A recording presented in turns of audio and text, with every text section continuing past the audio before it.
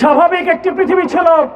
এটিকে একটি তথ্যভিত্তিক পৃথিবীর পাশাপাশি বিপ্লবের জায়গায় নিয়ে আসা হয়েছে। তার প্রত্যেকটির গোড়ায় মূল রসদ হিসেবে কাজ করেছিল হলো এই শ্রমিক ভাইয়েরা। দুঃখজনক হলেও সত্য, আজকে এই পৃথিবীর নানাবিধ উন্নতি হলেও শ্রমিকদের আজ থেকে শত শত পূর্বে যেই পরিণতি ছিল, অবস্থা ছিল, তার থেকে একটু পরিবর্তন হয়নি। পহেলা মে সহ নারী দিবস, শ্রমিক দিবস সহ কিছু কিছু দিবসকে কেন্দ্র করে বিশেষ গোষ্ঠী এই দিবস ব্যবসায় নেমে ওঠে।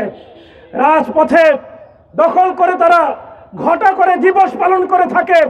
কিন্তু শ্রমিকদের অধিকার আদায়ে যারা সামনে থেকে দিবসে মিছিলের সামনে থাকে, তারাই তাদের ফ্যাক্টরিতে গিয়ে শ্রমিকদের অধিকার হরণ করে, শ্রমিকদের ঘাম রক্ত বিক্রি করে নিজের অট্টালিকা তৈরি করে।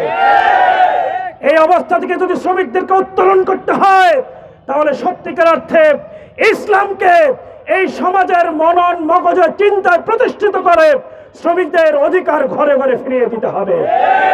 এই ঘোষণায় দিয়েছিলেন আজ থেকে প্রায় ১৫০ বছর আগে, ১৫০০ বছর আগে প্রিয়নবী হযরত মুহাম্মদ সাল্লাল্লাহু আলাইহি ওয়াসাল্লাম তিনি বলেছিলেন, শ্রমিককে তার গায়ের ঘাম ফুরানোর আগেই তার অধিকার ফিরিয়ে দিতে হবে, মজুরি তাকে দিয়ে দিতে হবে।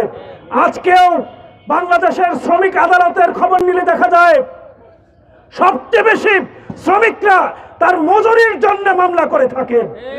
যে শ্রমিক সকাল থেকে সন্ধ্যা পর্যন্ত তার ঘুম হারাম করে, তার দেহের রক্তকে পানি করে তোমার উপার্জনের ব্যবস্থা করে দিল, তার শ্রমের টাকা না দিয়ে তুমি তোমার অট্টালিকায় ঘুমাও কি করে? তুমি কোনোদিন মানুষ হতে পারো না। তুমি মানবতা বিবর্জিত, তুমি মানবাধিকার লঙ্ঘন করেছ। এই মানবতা বিবর্জিত, মানবাধিকার লঙ্ঘনকারী এই দেশের যারা আগামী দিনে নেতৃত্ব দিতে যায়, তাদের বিপরীতে ইসলামকে প্রতিষ্ঠিত করে, ইসলামী নেতৃত্ব কায়েম করে, ইসলামী শ্রমনীতি বাস্তবায়ন করে শ্রমিকের অধিকার প্রতিষ্ঠায় বাংলাদেশ শ্রমিক কল্যাণ ফেডারেশন কাজ করবে ইনশাআল্লাহ। আজকে আপনাদেরকে শ্রমিক কল্যাণ ফেডারেশনের ডাকে যেভাবে সাড়া দিয়েছেন, এজন্য ধন্যবাদ জানাই।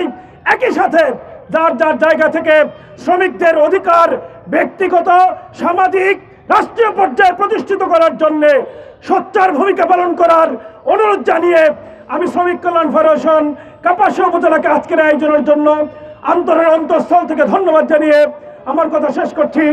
আমিন ওয়া আখিরু দাওয়ানা আলহামদুলিল্লাহি রাব্বিল আলামিন।